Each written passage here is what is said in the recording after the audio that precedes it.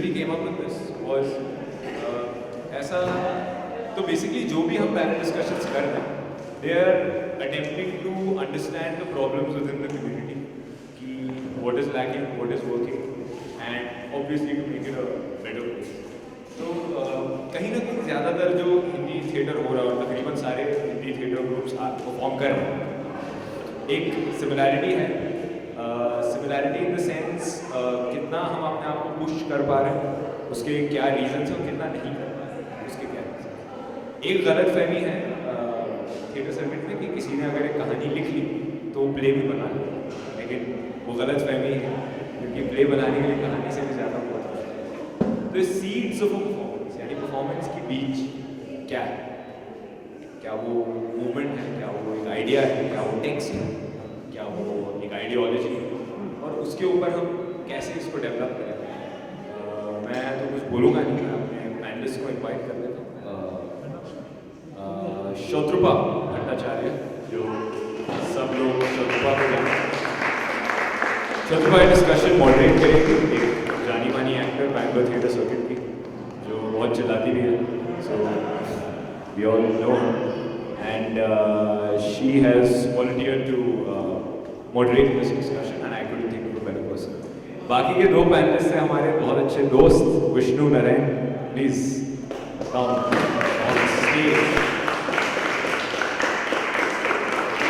Vishnu has तो ये festival तो सारे हम 125 के लोग क्यूरेट कर रहे हैं, but Vishnu has been a guide throughout, who's helped us understand how a festival can work, can get better, but Vishnu is making faces क्योंकि हमारा फेस्टिवल बहुत गंदा है, तो वो नाम एसोसिएट नहीं करना चाहिए. But anyways, it's because of him we are trying to do something. Let's see how it works out. ये वैसे भी ट्रायल रन है, अगले साल उसके बाद कुछ होगा. विष्णु के साथ बहुत लोगों ने काम किया है. विष्णु बोलता है कि वो घर में बैठ के बात करता है, बट ऐसा नहीं है. लेकिन मुझे तो लगता है कि बैंगलोर थिएटर का सेंट्रल विष्णु के घर पे ही है, जो 2-3 बैग्स लगा के जो लोग बातें करते हैं वहीं से असली थिएटर निकलता है मेरे हिसाब से. और अगले पैनलिस्ट को मैं चाहता हूँ कि कौसर इन्वाइट करें, क्योंकि कौसर है दोस्त यार सचिन साहब का. Maxim Galva Devi, Sound of the Sufis, Family 81, Mahabharata, Wedding Album, Noises of Maro Pyog Hai, Gayo Rangoon, amongst many others. He made his acting debut in Bollywood with the 2007 Hindi movie Ribbon. Yeah, that's it. अभी कौसर ने इतना अच्छा किया तो बुरा लग रहा है, विष्णु के बारे में थोड़ा कम बोल दिया मैंने, लेकिन कोई ठीक है. We'll start the discussion. The seeds of a performance and the essence of the stage. Let's talk. On the second day of Nadak Nama, and I would just like to go ahead and say कि let's not use the word panel discussion. इतना serious word नहीं use करते. This is going to be a conversation because we're all here as an artist. So feel free to raise your hand to if you want to just comment on whatever our guests are saying, if you want to reflect or just share your experience. Anytime you wish. So my first, not question, but as a food for thought, I just want to throw it, is what Mahir just mentioned, that we are all trying to do something in theatre, but however we are not able to push ourselves or push our boundaries, or go into experimentation. Although we say a lot of times that we are experimenting, but we end up doing more or less similar, sort of a herd mentality, what we say. So my first query is, do you think it is, and if you think it is so, would you like to share, how do we do this? How do we sort of push our boundaries and do something new, and rather challenge ourselves, challenge both internal as well as external? If anyone of you wants to start.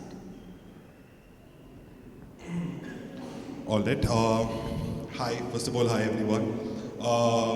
Before even I start speaking, if at any point, Shatrupa said that you guys can raise your hand for questions. If at any point of time it feels like I've just been rambling on without it having any practical purpose in discussions, raise your hand and ask me to shut up. That's also on my hand. So it's an interesting provocation to begin with कि क्या हम एक तरीके का काम कर रहे हैं या हम एक तरीके का नाटक कर रहे हैं. जितना नाटक मैंने देखा और शायद मैंने यहाँ जितने भी लोग हैं उनके कंपैरिजन में शायद कम या ज़्यादा देखा होगा मैंने, मैं कम से कम इस स्टेटमेंट से ज़्यादा एग्री नहीं करता, क्योंकि हम काफ़ी समय जब हम फॉर्म की बात करते हैं या मोडालिटी की बात करते हैं, मीडियम की बात करते हैं, हमारा फर्स्ट इम्पल्स होता है कि हम विजुअल फॉर्म के बारे में बात करें या विजुअल मीडियम के बारे में बात करें, बिकॉज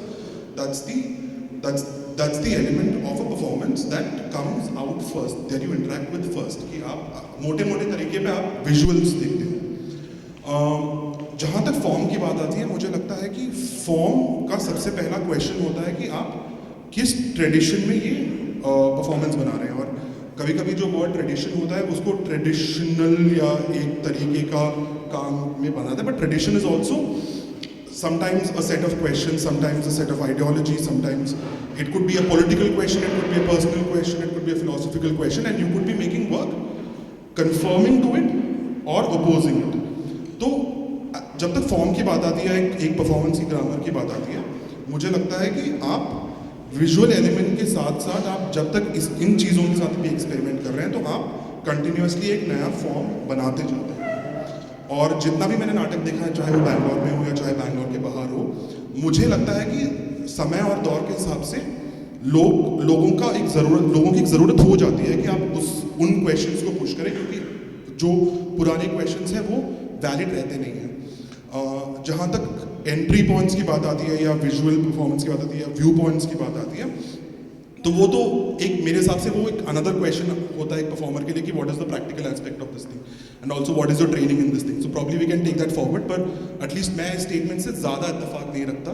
और हाँ, हर लेवल पे, माइक्रोफॉर्म लेवल पे या पर्सनल या पॉलिटिकल क्वेश्चंस के लेवल पे लोग इसको पुश करते आए हैं, तभी आज भी थिएटर चल रहा है और आज भी लोग थिएटर को देखने आते हैं, क्योंकि आप 20 साल पुराना क्वेश्चन अगर आप आज लोगों से पूछेंगे तो उनका कोई रिएक्शन होगा नहीं, और लोगों का रिएक्शन होगा नहीं तो परफॉर्मेंस होगी नहीं।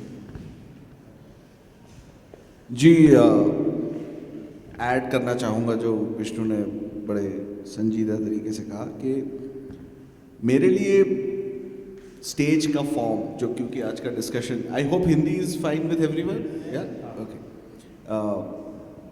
Essence of stage and seeds of a performance, you know, इस मीडियम में ऐसी क्या बात है जो और किसी मीडियम में नहीं, क्योंकि हम इतने ओवर स्टिमुलेटेड टाइम्स में जी रहे हैं जहाँ पे हमारे फ़ोन में दुनिया भर की चीज़ें हैं, हम पूरा दिन बिजी रह सकते हैं अगर एक बार घुस जाए इसमें, तो उसमें हम एक फॉर्म के साथ एंगेज कर रहे हैं, अपनी अटेंशन स्पेंड कर रहे हैं किसी के साथ, तो वो इरिप्लेसेबल है। जो एक स्टेज, जो मुझे मेरे हिसाब से आई थिंक दुनिया का इकलौता आर्ट फॉर्म में से, कुछ गिने चुने आर्ट फॉर्म में से एक है जहाँ पर जो सांस चल रही है वो ऑडियंस की सांस और परफॉर्मर्स की सांस एक ही स्पेस में चल रही है, और जो बहुत ही ज़्यादा वैल्यूएबल चीज़ है आज के टाइम में। एंड प्रोबेबली पैंडेमिक होने के बाद तो और भी ज़्यादा कि कम्युनिटी मिलके एक अपना अटेंशन, जो सबसे कीमती चीज़ है आप सबके लिए, स्पेंड कर रही है। और जैसे पीटर ब्रुक, मेरे जो आप लोग भी जानते ही होंगे, सबके लिए बहुत बड़ा इन्फ्लुएंस रह चुके, उनकी एक किताब में एक उनकी लाइन थी कि all it takes for an act of theatre is a person crossing the stage and one person watching it, या तो एक लेवल पर वो फॉर्म इतना सिंपल है, दूसरे लेवल पर उसमें इतनी पॉसिबिलिटीज़ हैं, और वो फॉर्म कैपिटल इंटेंसिव नहीं है।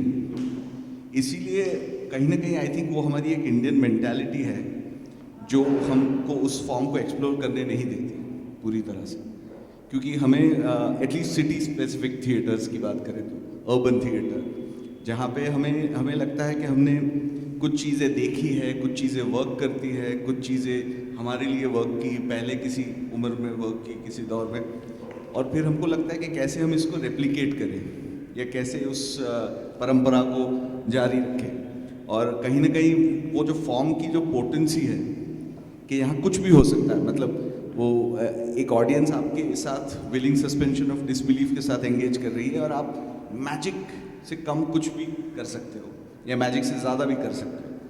तो कहीं ना कहीं हमें ये अपने प्रोसेसेस पर ज़्यादा इंट्रोस्पेक्ट करना होगा कि ये क्योंकि इसमें इन्वेस्टमेंट कम है या लोगों की एनर्जी, ह्यूमन रिसोर्स ज़्यादा लगता है, ह्यूमन कैपिटल लगता है, लोगों का एक जगह पे इकट्ठा होना ज़रूरी है, कम्युनिटी का to come together. So then the possibilities को हम कैसे उसको एक्सप्लोर करें, कहाँ फिक्शन शुरू होता है, कहाँ नॉन फिक्शन शुरू होता है, कहाँ इंटरैक्टिव क्या है, फोर्थ वॉल, क्यों हम एक दूसरे के साथ मिलके बातें करते हैं, उसकी एसेंस को जितना हम पकड़ना चाहेंगे उतना हमें और इंटरेस्टिंग आंसर्स मिलेंगे।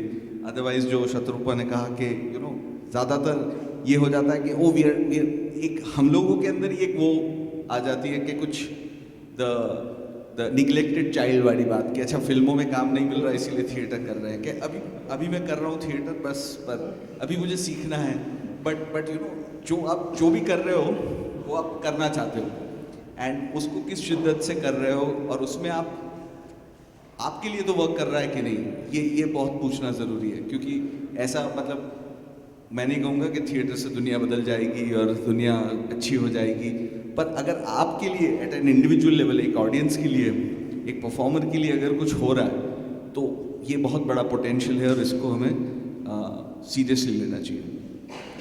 और ये actually the last point that you made, no I find that very interesting कि आपका पर्सनल प्रोवोकेशन क्या है एक परफॉर्मेंस को लेके, या आपके, मैं परफॉर्मेंस में नहीं बोलूँगा, कि आपके वर्क को लेके या the kind of work that you are making. ये सवाल काफ़ी लोगों से पूछा जाता है और सचित को मैं आज भी पूछा था कि how do you define the work that you are making, कि ये अगर आपको किसी को समझाना हो तो आप कैसे समझाएंगे। और हम जब एक तरीके का काम या अलग तरीके का काम बोलते हैं तो I think we also should think about कि एक इंसान का प्राइमरी प्रोवोकेशन क्या है। So are they like a critique of say Marxist texts, or are they trying to find performances in the form of Koodiyattam, है ना। तो अगर एक इंसान कूडियाट्टम के फॉर्म को एक्सप्लोर कर रहा है ना, तो शायद बदलाव बहुत ही नुआंस तरीके में, it would be against the tradition और conforming to the tradition of Koodiyattam, a refinement to that. But if it is a critique of a Marxist-Leninist text, then you have a complete, you are exploring different forms in a completely different layer of the performance. तो ये ज़रूरी नहीं है, मेरे को लगता है कि हम जब डिफरेंसेस की बात करें तो हम सारे लेयर्स में ये ढूंढें। शायद एक आदमी का जैसे मेरा प्रोवोकेशन हो सकता है कि I think of bodies today which have inevitably extended into technology, है ना, क्योंकि हम मूवमेंट, थिएटर में मूवमेंट और बॉडीज़ का इंटरेक्शन की बात करते हैं, बट आज हम सबकी बॉडीज़ जो है irrevocably attach to a instrument of technology. आपका फ़ोन या आपका लैपटॉप या इंटरनेट से आप सब इस वक्त भी जुड़े हुए हैं। So then how do those bodies interact in a space, ये मेरा क्वेश्चन हो सकता है। सो जो मेरा मूवमेंट फॉर्म रहेगा वो शायद वो फॉर्म शायद छोड़ेगा नहीं, पर शायद टेक्स्ट लेवल पे या किसी और लेवल पे शायद मैं उस फॉर्म को ढूंढने की कोशिश करूंगा। इसी तरीके से शायद ये हो सकता है कि somebody is exploring the concept of introducing grandeur, the concept of grandeur into texts that were written for like say folk performances. तो उसका जो है वो एक लेयर हमेशा सिमिलर रह सकता है और बाकी लेयर्स में हम शायद डिफरेंसेस ढूंढ सकते हैं। तो हम शायद जब फॉर्म के बारे में बात करते हैं तो I also think we get overly critical and then we try to find differences in every layer. कि अच्छा यार इसके डिज़ाइन में भी डिफरेंस था क्या, इसके टेक्स्ट में भी डिफरेंस था क्या। शायद एक आदमी का एक एटॉमिक प्रोवोकेशन होता है सेंट्रल और उसके अराउंड चीज़ें बदलती हैं, मेरे को ऐसा लगता है। Yeah, thank you. I think it's a very important चीज़ जो विष्णु ने कहा, is a provocation. And so when I also reflect in my own work and I often wonder कि, so I was having a conversation with Abhishek Majumdar and he asked me that why are you writing this play, and I went on political and I was like no stop. I didn't ask you मुझे ये answer मत दो कि politics में ये हो रहा है, Hindutva and all. Why are you choosing to write this play? What is it that you want to show in the play? And actually I had difficulty in answering.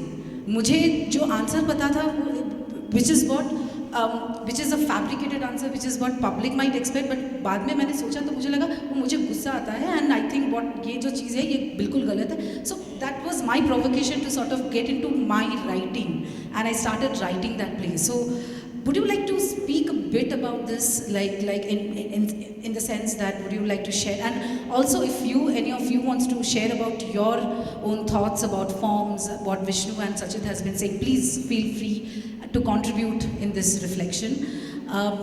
Like how Sachit said this, कि ये जो Indian mentality and we are very scared to sort of push because of that. Maybe would you like to comment a bit on that? Like how do we do this? Like do you see this happening in world theatre or elsewhere? Or where is the gap where Indian theatre is sort of lacking because of this? Anything? In terms of जो हमने बात चालू की थी कि why did you write a specific play or why did you choose to do a specific kind of performance? मुझे लगता है जितना मैं अपने काम के बारे में जैसे सोचता हूँ कि ये थिएटर बनाना हो गया या मूवी बनाना हो गया या पेंटिंग बनाना हो गया, ये टूल्स होते हैं जो आप अपनी ज़िंदगी में कलेक्ट करते हैं वाया ट्रेनिंग. कि आप किसी शायद अच्छे नाटककार के पास जाते हो और वो जो प्रोसेस से बनाते हो उससे आप सीखते होंगे, या you would learn from a painter और you would go to a school. So these are tools that you collect over a period of time, and there are tools outside artistic expression also, like you could do a paper on the sociological impact of the same topic that you were doing and then you could publish a paper. So the ability to do this are tools that you collect, है ना.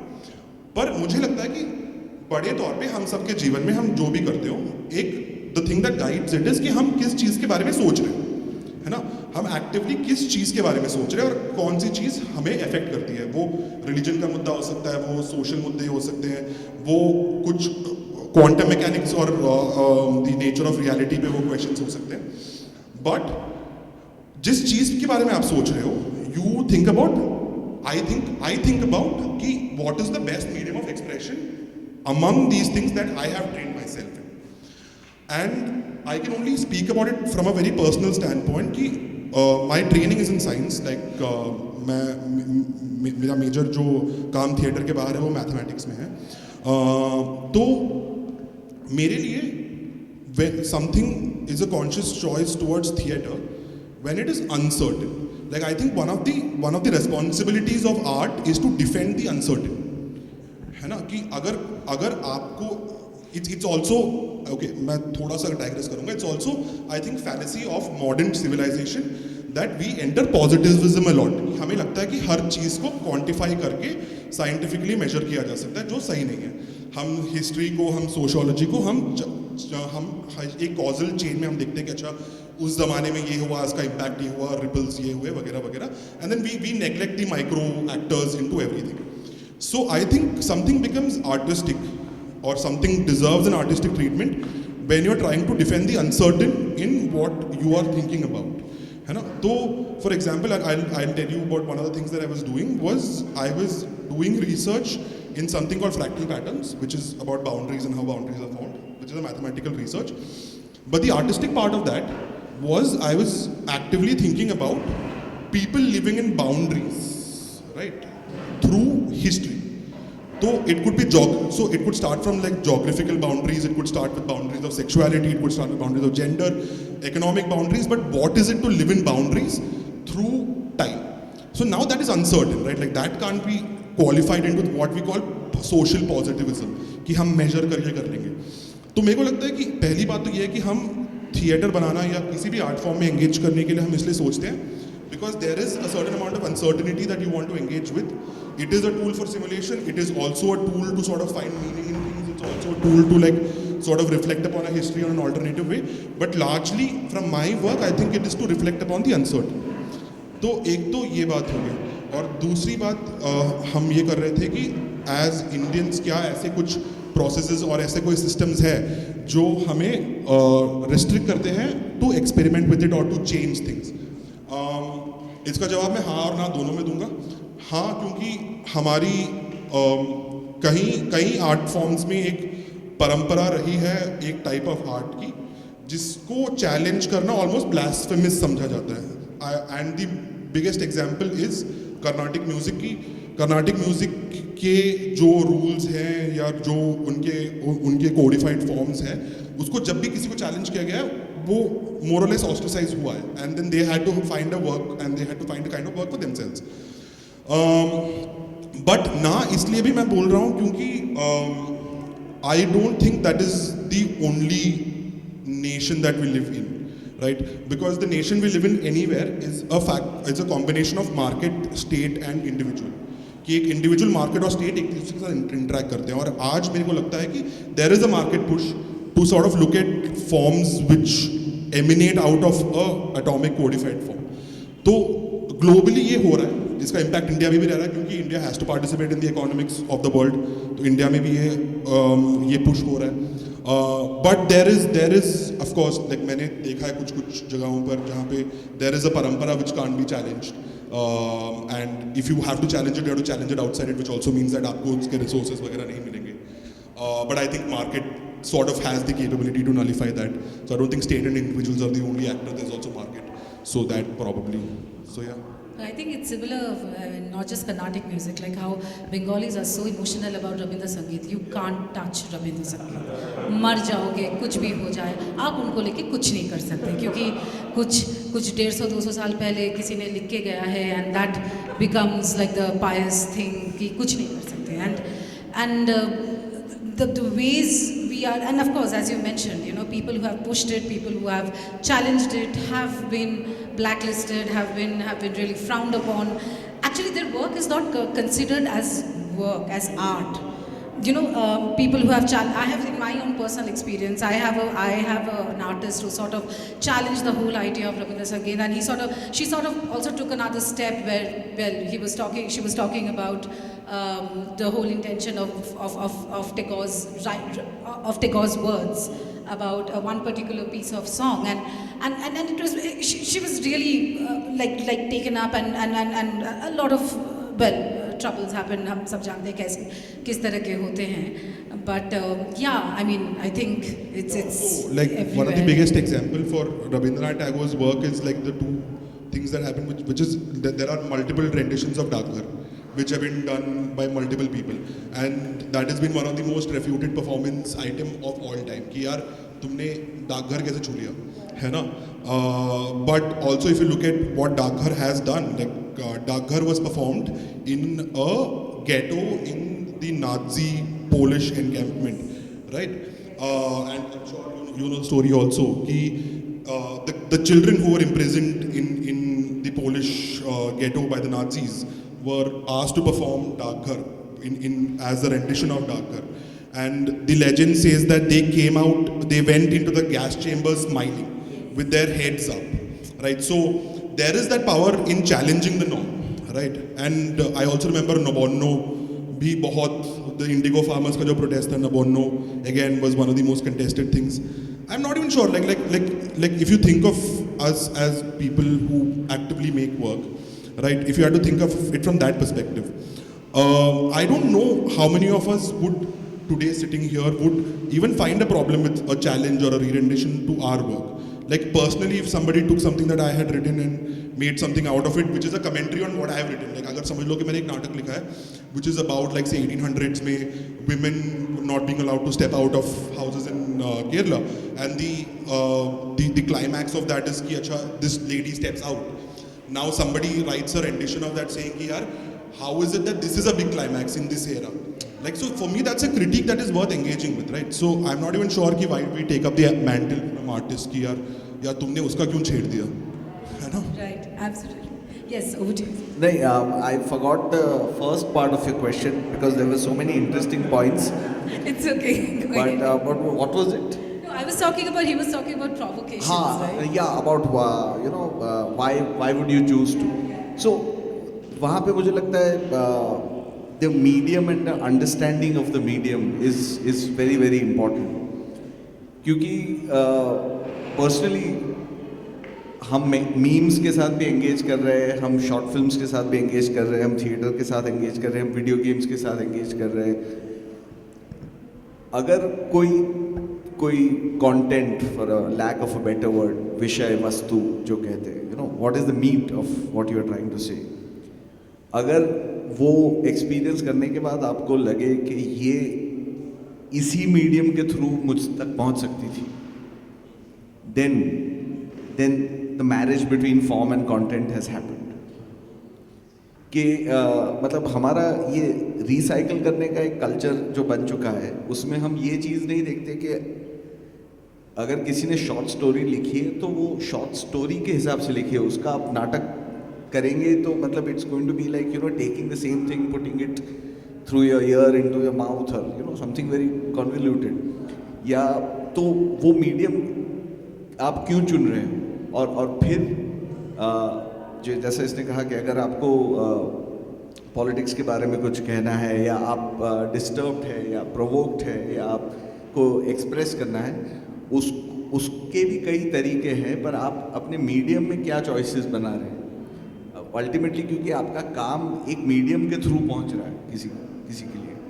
तो और वो मुझे लगता है कहीं ना कहीं एक इंडियन नाटक परंपरा में एक वर्ड है रसिक, ऑडियंस को बोला जाता है रसिक, यू नो. और जो रसा थियरी जो कहते हैं कि वो रस की उत्पत्ति होनी चाहिए, something should emerge out of the interaction between the performer and the audience. और वो बिल्कुल कुछ और हो सकता है, वो आपके हाथ में नहीं है. वो अल्टीमेटली ऑडियंस कैसे उसको परसीव कर रही है, और उस मोमेंट पे शो टू शो लेवल पर क्या हो रहा है, उसी से रस उत्पन्न होगा. एंड वो एक ऑडियंस के लिए भी इंटरनली हो रही है. तो ये बिल्कुल वो सब्जेक्टिव चीज़ हो सकती है कि हम दोनों मिलके एक शो देखें, उसका माइंड स्टेट ऑफ माइंड कुछ अलग है, मेरा कुछ अलग है, उसको नहीं पसंद आया, मुझे बहुत पसंद आया, मुझे सेम शो किसी और दिन नहीं पसंद आया. तो इस सब्जेक्टिविटी को भी समझना बहुत ज़रूरी है. और आप कैसे it's like a chemical reaction, जो कि आप क्या इवोक कर रहे हो इनटू द ऑडियंसेस कॉन्शियसनेस. और स्पीकिंग अबाउट यू नो, जो बात रविंद्रनाथ टैगोर और ये सब बात हुई, तो मुझे लगता है कि कहीं ना कहीं जो मार्क्स ने ही शायद कहा था कि the beginning of all criticism starts with the criticism of religion, you know. क्योंकि मतलब अल्टीमेटली अगर आप डाउट, या अगर आप किसी चीज़ के बारे में, तो आपके ये मतलब वो सबसे फंडामेंटल है कि क्यों हमें बोला गया है कि ये दुनिया किसी ने बनाई है जो ऐसे है, there is a third entity.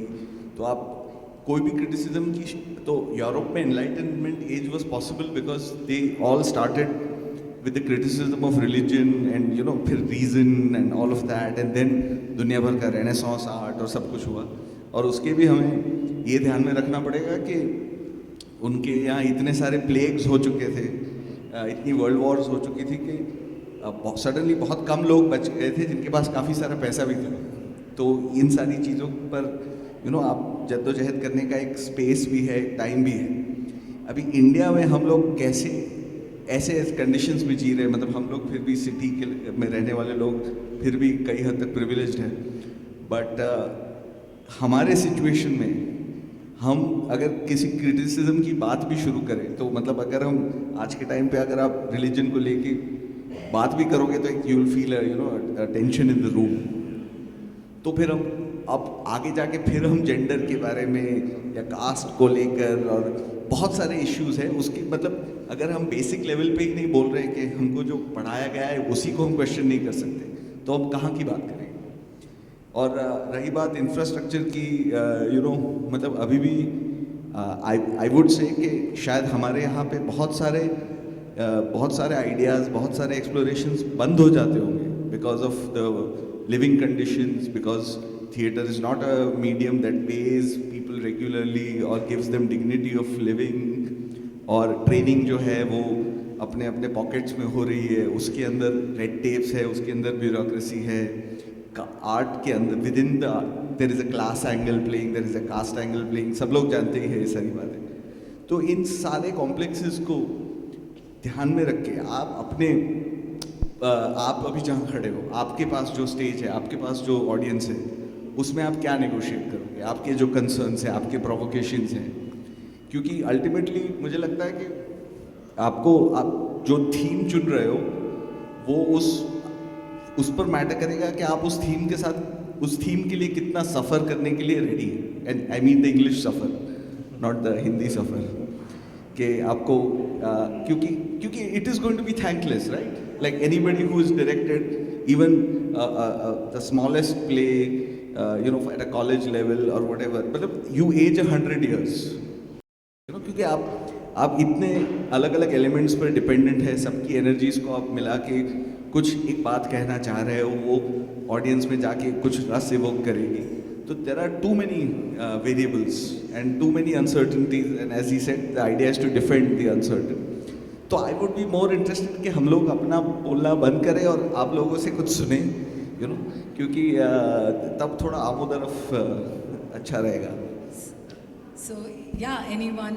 So I just wanted to say one point. I think ये सुनने के बाद, I mean, please correct me if I'm wrong. What I could understand is it is also very important or crucial to understand what is my theatre. Like when I say what is my theatre, I don't say कि मैं theatre क्यों कर रही हूँ, but what is it like? How do I define my theatre? I think ये बहुत crucial है समझना. And to go ahead, I mean this. Also the problem generally with any practice, not just artistic, इसकी आप, मेरे को लगता है आपने बिल्कुल सही बोला कि हमें डिफाइन करना चाहिए कि हमारा वर्क क्या है. बट हम शायद the way we are taught most things in life, हम सोचते हैं कि definition is an end of things, but definition could be a means to something, and definition could also be कि अच्छा मैं ये चीज़ करना चाहता हूँ और मैं कल जो कर रहा हूँ मैं इस डेफिनेशन से हट के कर रहा हूँ, है ना. तो हम शायद ये भी एक कर जाते हैं कि हमने डिफाइन कर लिया कि भाई मेरा तो ये इस तरीके का नाटक करना है तो मैं तो अब यही करूँगा, और मैंने तो बोल दिया आप सबको कि मैं इस तरीके का नाटक करता हूँ, मैं क्या करूँ, है ना. तो मेरे को लगता है कि हमें जिस तरीके से पढ़ाया जाता है हमें लगता है कि अच्छा like how you define laws in physics, एक बार डिफाइन कर दिया तो ये एंड हो गया है ना. बट शायद definition is a way for you to like look at the road ahead कि हाँ मैंने ये कर लिया है, अब क्या करना है.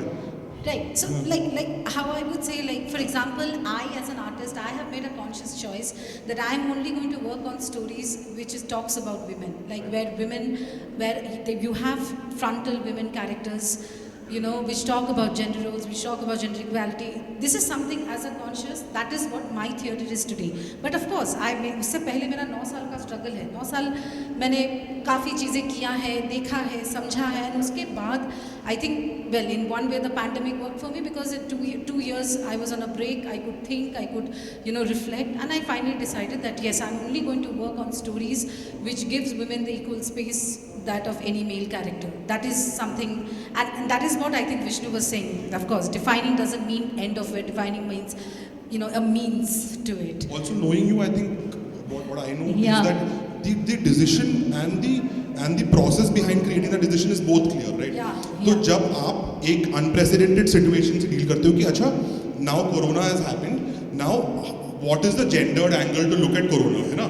तो आप जब when you deal with unprecedented issues, you are also able to think कि अच्छा how do I redefine my work because I have the clarity कि अच्छा मैंने ये अपने थिएटर के बारे में ये डिसाइड किया because of, है ना, which is also very important I think in deciding. Definitely.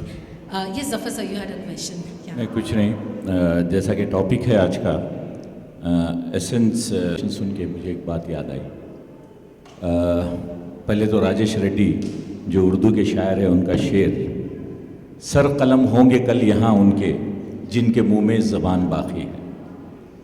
तो थिएटर की शुरुआत जो हुई है कि जब आदमी कुछ कहना चाहता है तो उसे जब अकेला बोलता था, फिर उसके बाद एकता चलो हो गया, सब लोग मिल के बोलने लगे कि एक बात आई, फिर स्टेज पर नहीं, सब समझते हैं, सब समझते हैं. कलम मतलब काटना, वो कलम लिखने वाला कलम नहीं. सर कलम होंगे कल यहाँ उनके जिनके मुंह में ज़बान बाकी है. तो शेर याद आ गया, इसलिए याद आया कि एसेंस ऑफ स्टेज की जब बात चल रही है, अब जैसा कि मैं देख रहा हूँ महाराष्ट्र में you can not do a performance without giving your play script to the local police station. Do you know that? सालों से वही कर रहे हैं, सालों से सेंसर वही सर्टिफिकेट आप कर रहे हैं. अब वो यूपी में भी शुरू हो रहा है. क्या पता इसका भी एक एक्ट बन जाए, आते आते एक एक्ट बन जाए थिएटर के लिए कि आप जो परफॉर्म कर रहे हैं पहले आप सरकार से परमिशन लें जबकि तमाम चीज़ें आपको इंटरनेट में, नेटफ्लिक्स में, OTT में सब दिखाई दे रहा है, लेकिन फिर भी यहाँ बंदिश बिठाएंगे आपकी। तो जो आवाज़ हम स्टेज के ज़रिए उठा रहे थे, जो आवाज़ हम वहाँ, जैसे मैंने एक प्ले लिखा था ज़बां मिली है मगर, वो इसलिए लिखा कि जहाँ भी जाता लोग समझने लगे कि पर्टिकुलर डीप साउथ की बात कर रहा हूँ मैं, हैदराबाद से नीचे, जहाँ लोग उर्दू को मुसलमानों की ज़ुबान समझते हैं। तो इसलिए मैंने एक प्ले ही लिखा ज़बां मिली है मगर, जहाँ बताया जैसा हम बाज़ार में आकर आज अंग्रेज़ी बोल रहे हैं, आज से 50 साल पहले बाज़ार में आकर लोग उर्दू बोला करते थे, जी। उससे पहले फ़ारसी बोला करते थे, कुछ एक पॉकेट्स में संस्कृत होती थी। तो इसको आप पहले तो आप लैंग्वेजेस के खाने में डाल दिए, फिर उसके बाद पार्टीशन हो गया, आपने ज़बरदस्ती पंजाबियों पर और पश्तो बोलने वालों पर उर्दू थोप दी, फिर उधर बांग्लादेश में ईस्ट में उर्दू थोप दी, फिर वो लोग लड़कर जो ये बना दिए। तो हर जगह से आवाज़ें उठेंगी। जैसे बादल सरकार की प्लेस ले लीजिए आप, चाहे इनके महाराष्ट्र में तेंदुलकर जी के प्ले ले लीजिए, तो ये सब लोग लिखे हैं प्लेस, स्टेज मिला है इनको कि अपनी बात कहें। जब आप हमें अपनी बात करने से रोकेंगे, जैसा कि आपने कहा कि वुमेन इश्यूज़ पे आप बोलना चाहते हैं, जेंडर है, सोशल है, रिलीजन है, ऐसे बहुत से इश्यूज़ हैं, तो जो सीड्स ऑफ परफॉर्मेंस आपके मतलब जो अंकुर बनने से पहले आपकी बीज को उखाड़ के फेंका जा रहा है, तो आने वाली नस्ल क्या करेगी? मुझे तो स्टेज का ये ही बहुत ब्लीक नज़र आ रहा है। अब देखिए, अब हमने हिंदुस्तानी थिएटर फेस्टिवल पहली बार बैंगलोर में, शायद अब तक नहीं हुई थी, इंडियन हिंदी फिल्म फेस्टिवल, तो हमने यहाँ रखा। अब आप अटेंडेंस देख रहे हैं, we could not reach also to the people, but the attendance is not that healthy, what I can से।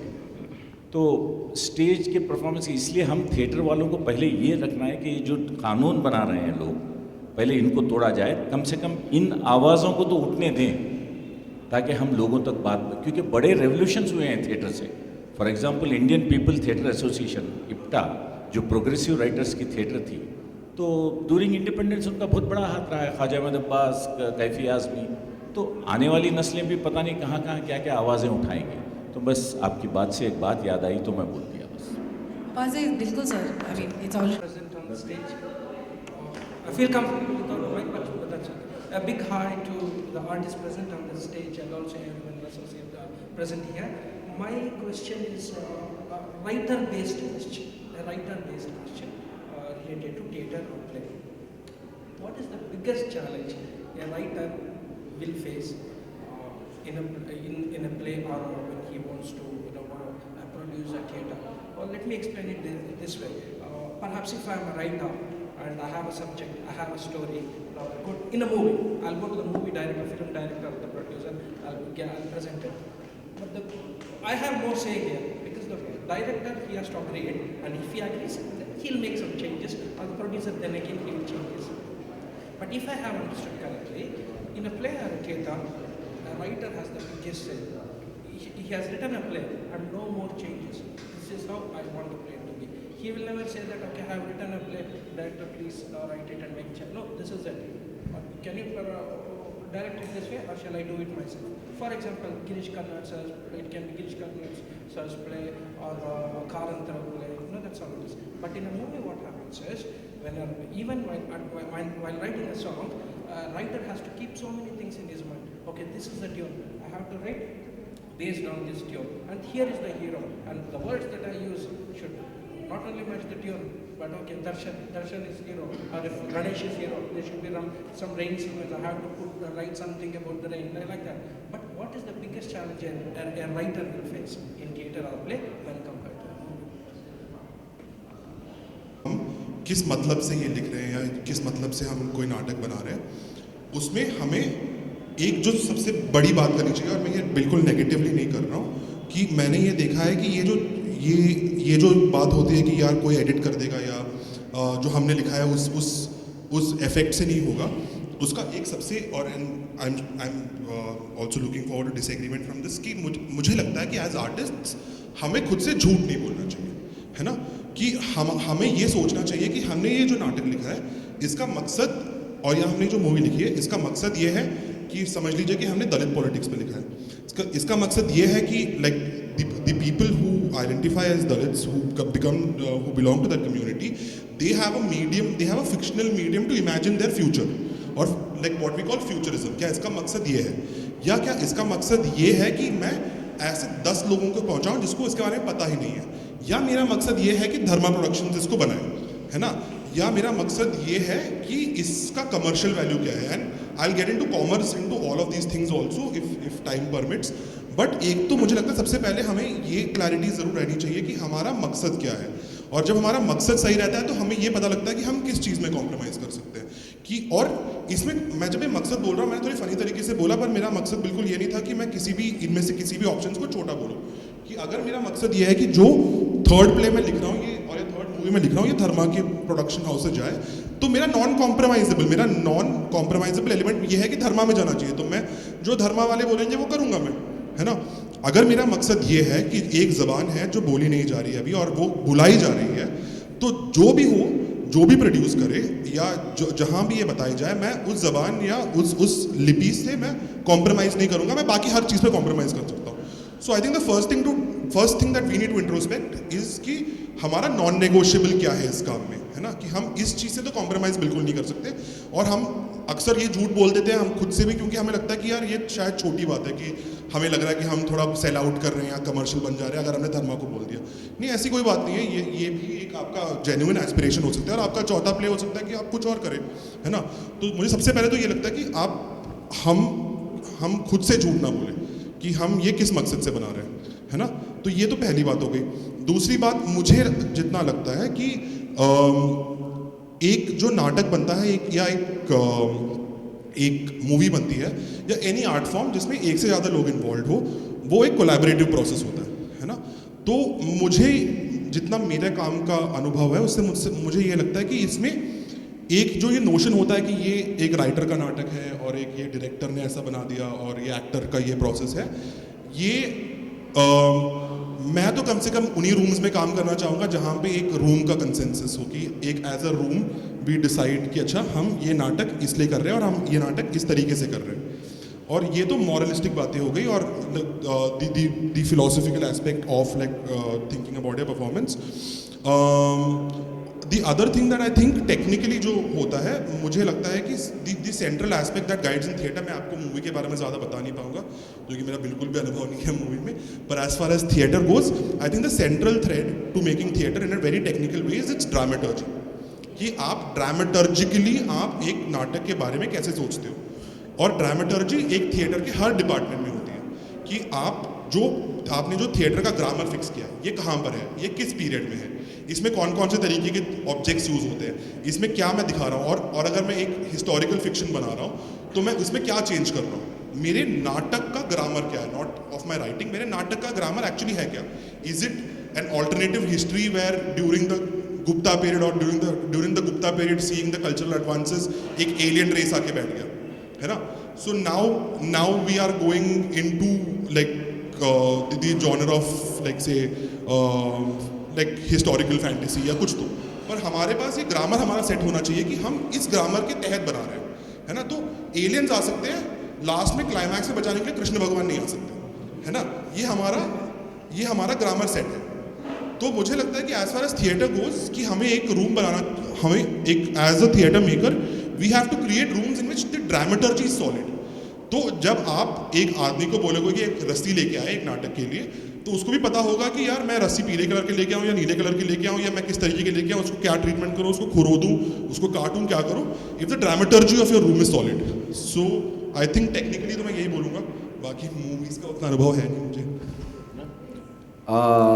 नहीं, मैं आई थिंक थोड़ा एसेंस पे बात करना चाहूँगा. आपने जो राइटिंग के मुश्किल, थिएटर राइटिंग में सबसे मुश्किल पार्ट क्या है, एंड आई वुड से कि वो काफ़ी हद तक किसी भी राइटिंग में सबसे जो मुश्किल पार्ट वो है कि आपके पास बहानेबाजी की कोई पॉसिबिलिटी, कोई गुंजाइश नहीं है.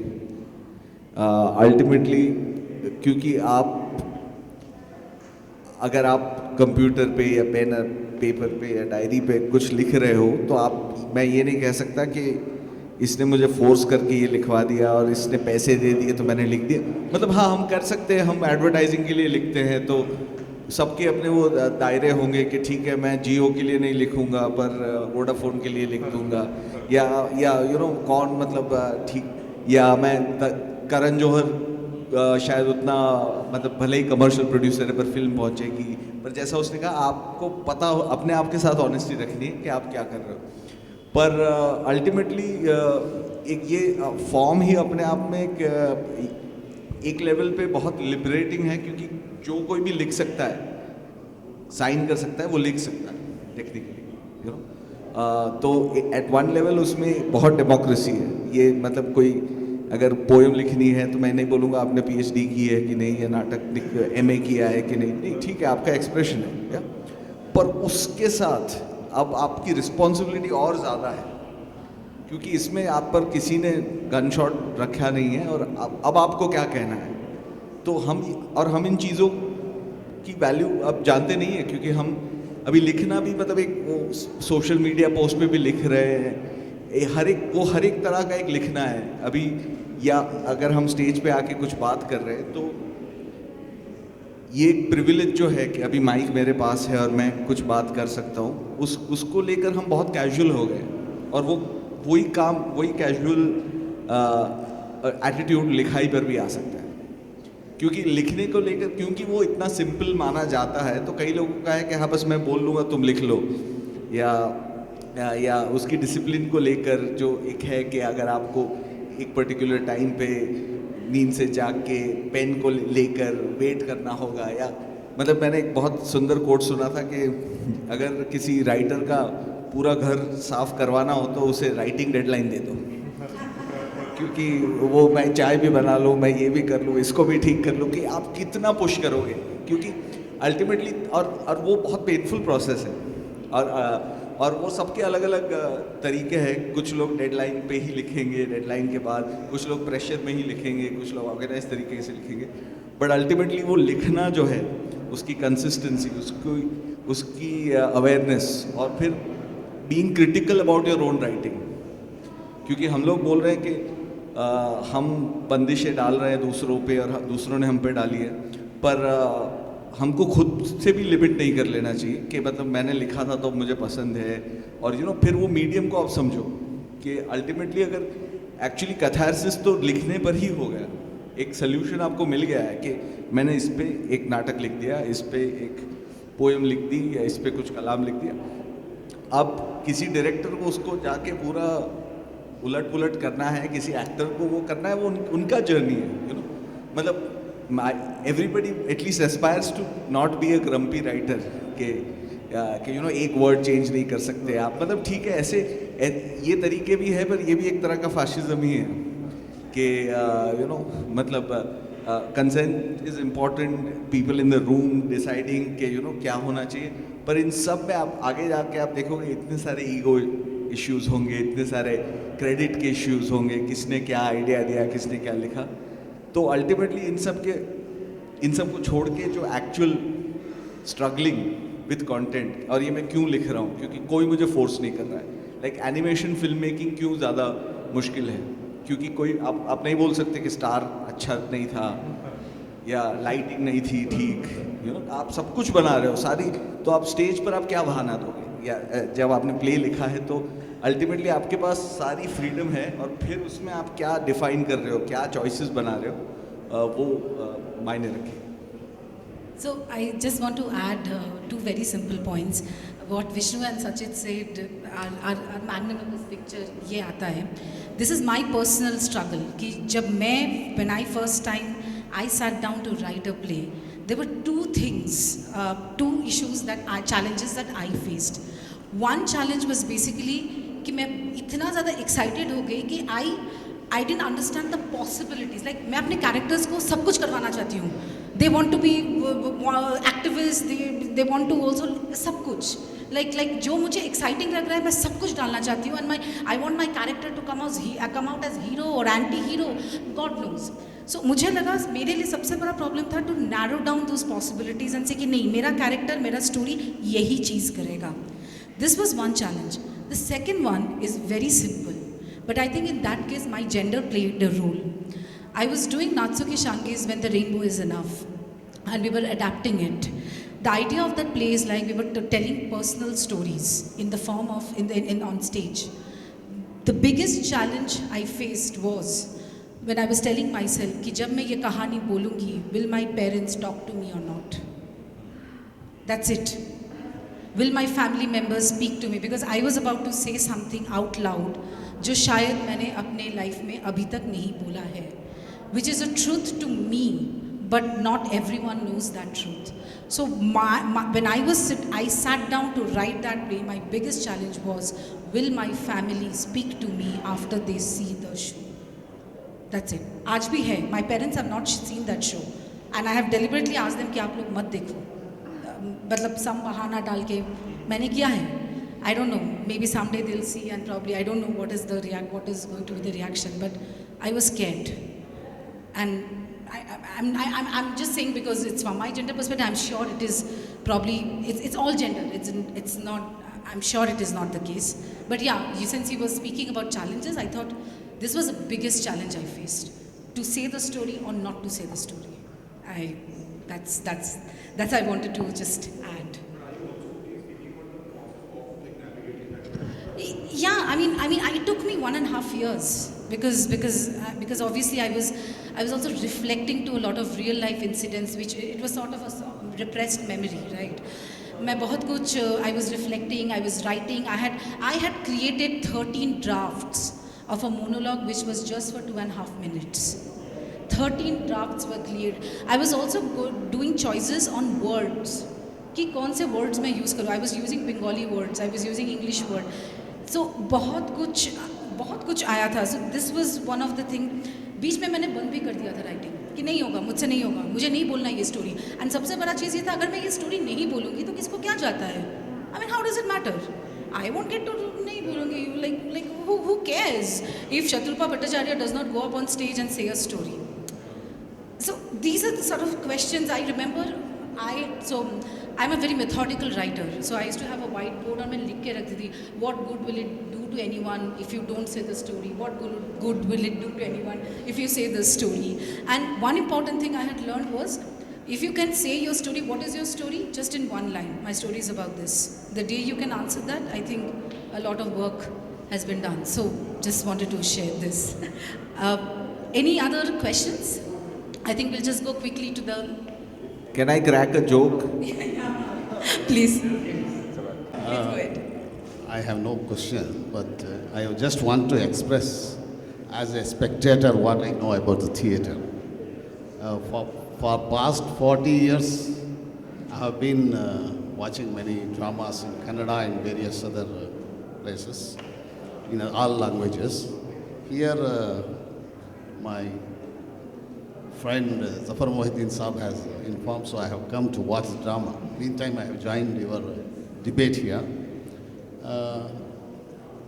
Just a few minutes back, Janab Zafar Mohiddin Saab was saying that in India, in many states, for performing any drama, one has to give the script first to the government to take the permission and all. So here I want to say one thing, that as far as theatre is concerned, nowadays it is limited. But in earlier days I have seen it was not limited. Where it used to be played in 30 years, 40 years back. And if you go into the history, you can see that theatres have played a very big role in molding the opinion of the general population. And it has played the role in many historical. And that draconian law has no space in today's times. But of course, that law is just going on, and it's the same law through which activists are arrested and folk performers are put behind bars. So.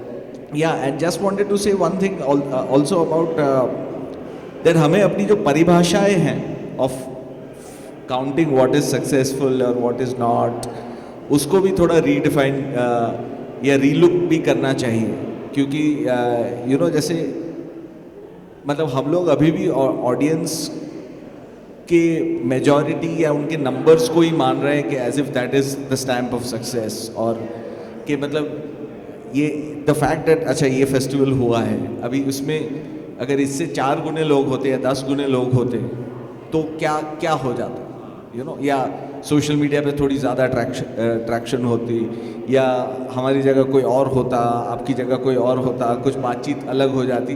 But does that negate what is possible और what can happen within this context, क्योंकि हमारे पास तो यही है, you know.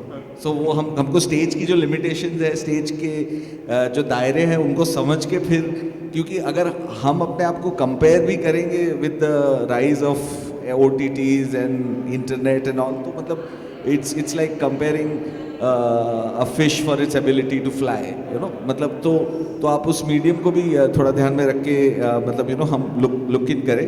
और हाँ, मेरी joke थोड़ी इस बात को लेकर थी कि हाँ तुम्हें ख़त्म करना है नहीं शुरू करो. हाँ अच्छा लास्ट, हाँ तो कि राइटिंग को लेके कि क्या वो कब काम आ सकती है, मतलब मैंने ये प्ले नहीं लिखा तो क्या जाएगा, यू नो. वो जो बात हुई उससे मुझे याद आया कि 2 बकरियां थी, वो कचरे के ढेर में सब कचरा वचरा खा रही थी, यू नो. और सब कचरा खा रहे थे, तो एक वहाँ फिल्म की कैन थी, और एक बकरी ने अपने ऐसे सींग से वो कैन को खोला और वो जो नेगेटिव होती है फिल्म की उसको चबाना शुरू किया. और चबाते चबाते दूसरी ने पूछा कि what do you think, and the first बकरी said the book was better. So कहीं ना कहीं किसी न किसी बकरी के लिए आपकी राइटिंग तो काम आएगी इस होप के साथ. Thank goodness. Sorry, Kausar, we don't have time. Mahir already come. So we're going to take this conversation.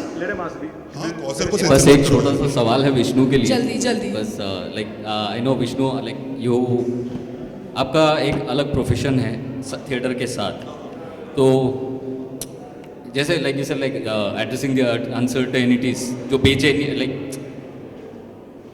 आप जो काम करना चाहते हैं थिएटर में, जो तो वो काम आप लाइक व्हाट इज वजह क्या है कि मतलब आप क्यों करना चाहते हैं.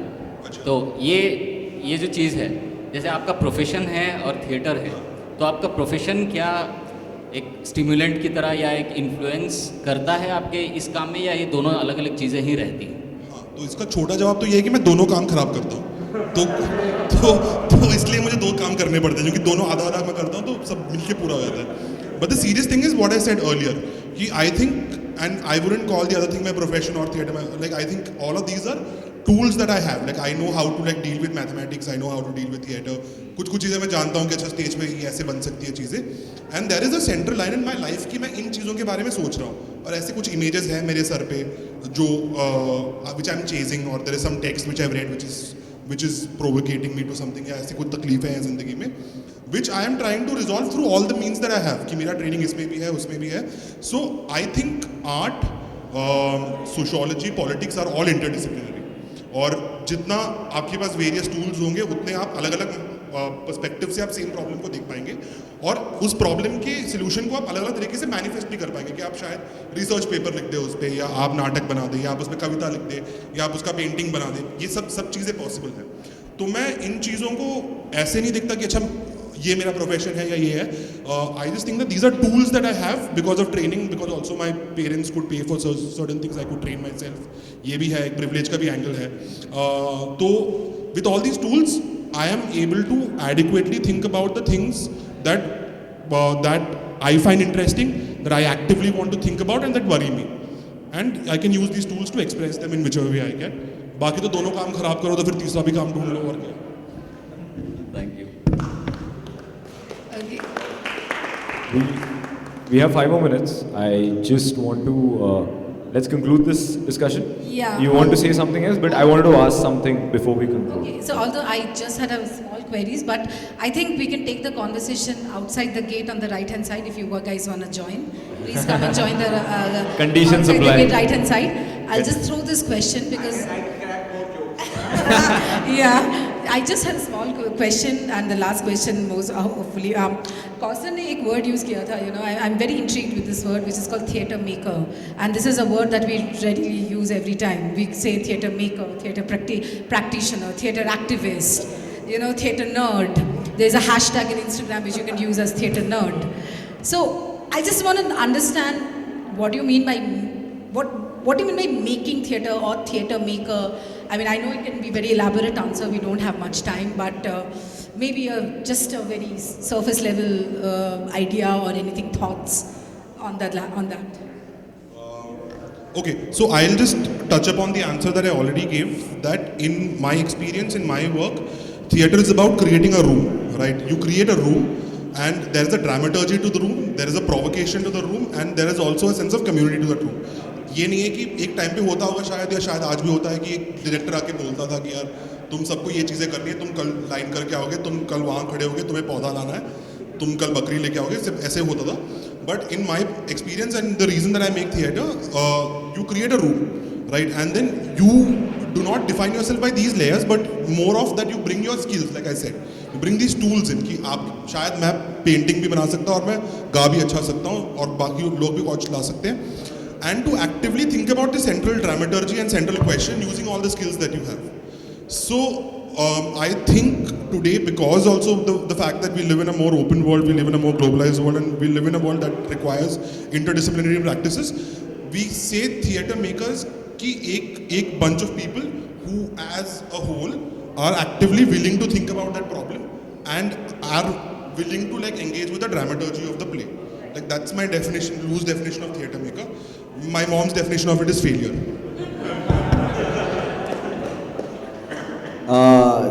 अगेन नॉमेनक्लेचर टर्मिनोलॉजी जो हम यूज़ करते हैं, मतलब हमेशा जो पहले वर्ड्स ज़्यादा पॉपुलर थे उनके साथ एक कॉन्टेक्स्ट आ जाता है पॉलिटिक्स का, उनके साथ एक कॉन्टेक्स्ट आ जाता है पावर का, हायरार्की का. जैसे फिल्मों में हम देखें तो there is the film maker, मतलब एंड देन ऐसा थिएटर का थिएटर पर्सन बोलते थे कि हाँ मतलब इज जस्ट अ पर्सन, क्योंकि ऐसा तो नहीं है, क्योंकि वो झाड़ू भी लगाएगा, वो चाय भी लाएगा, वो लाइट भी करेगा, वो एक्टिंग भी करेगा, वो प्रोड्यूस भी करेगा. बट फिर उनमें भी चेंजेस के अगर थिएटर बन रहा है then it's not just one person making it, right? या फिल्म बन रही है, it's not one person making it, there are. So फिर जैसे पॉपुलर पार्लांस में एक्टर्स ऑल्सो से कि I am making this film, मतलब एक्टर भी एक तरह से फिल्म मेकर है. और तो जो मीडियम के बनने के में जो कंट्रीब्यूट कर रहा है वो हर एक लेवल पे, जैसे इंडिया में टर्म था रंगकर्मी, कि मतलब इसके काम में जो लगा हुआ है, रंग के काम में. सो या इट्स अनदर डेफिनेशन एंड उसको डिकंस्ट्रक्ट करने का एक अलग मज़ा है और उसके बियॉन्ड जाने का भी अलग मज़ा है. तो I guess that's it. Yeah, just closing comments on जो भी था हमारा डिस्कशन जैसे भी शुरू हुआ था. What do you think what's working and what's not working in the Bangalore Hindi theatre community? Whatever you've seen of it, and बहुत briefly, or you can be brutal if you want.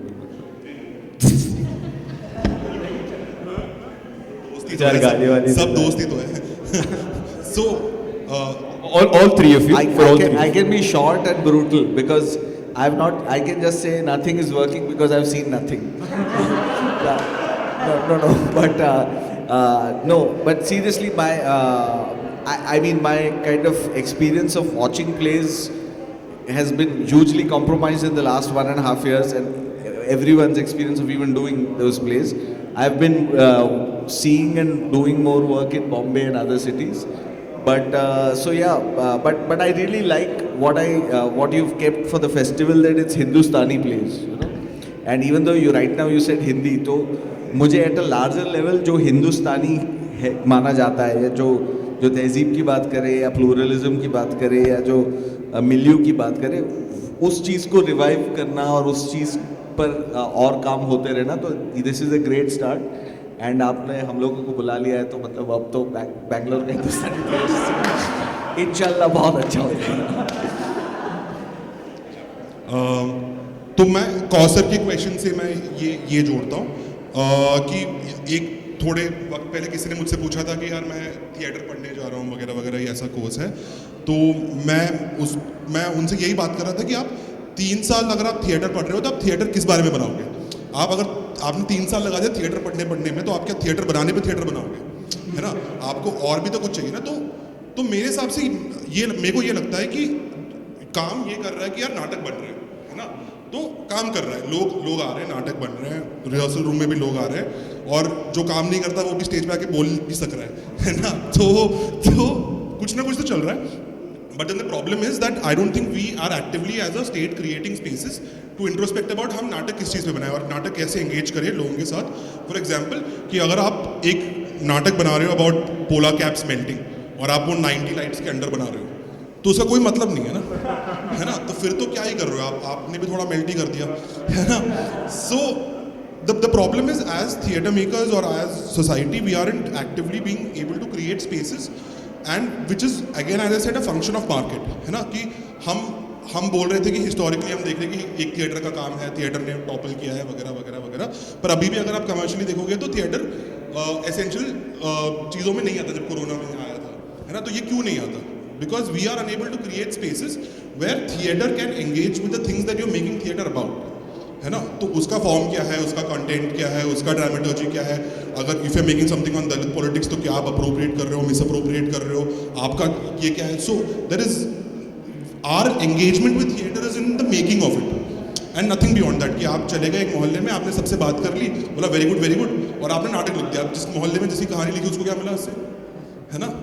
तो ये जो very good करके हम निकल जाते हैं वो थोड़ा सा मुश्किल है। तो शायद एक नाटक का एक ये भी होता है रिस्पॉन्सिबिलिटी कि आप जिस चीज़ से एंगेज कर रहे हो आप उसके साथ कैसे कंटिन्यूसली नाटक या बाकी चीज़ों के द्वारा आप एंगेज करो। Chatrupa, you want to say something? Yeah? Okay. Thank you so much.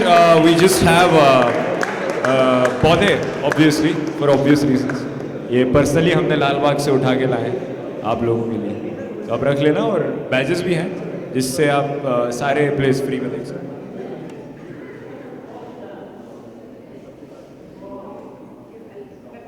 हाँ, तुम मॉडरेट करो पास, ये भी मॉडरेट करो।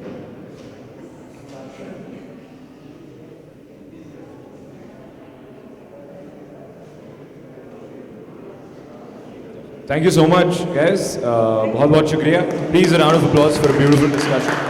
और as said, ये डिस्कशन बाहर भी ले जा सकते हैं, थिएटर के अंदर भी ले जा सकते हैं, जहाँ ले जाना ले जा सकते हैं.